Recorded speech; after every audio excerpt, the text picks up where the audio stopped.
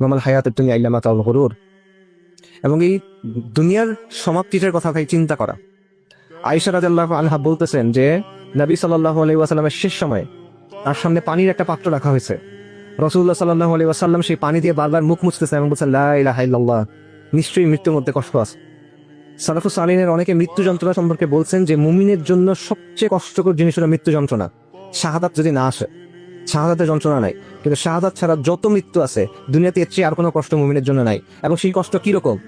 তীর দিয়ে আপনার শরীর ছিন্ন বিচ্ছিন্ন করে দেওয়া হচ্ছে, লোহার পেরেক হাতুড়ি দিয়ে ঠুকে ঠুকে আপনার শরীরে ঢোকানো হচ্ছে, গরম পানির মধ্যে আপনাকে ফেলে সিদ্ধ করে দেওয়া হচ্ছে। এটার যে কষ্ট, সালাফুস সালিহিন বলছেন যে মৃত্যুর কষ্ট এটার চেয়ে বেশি।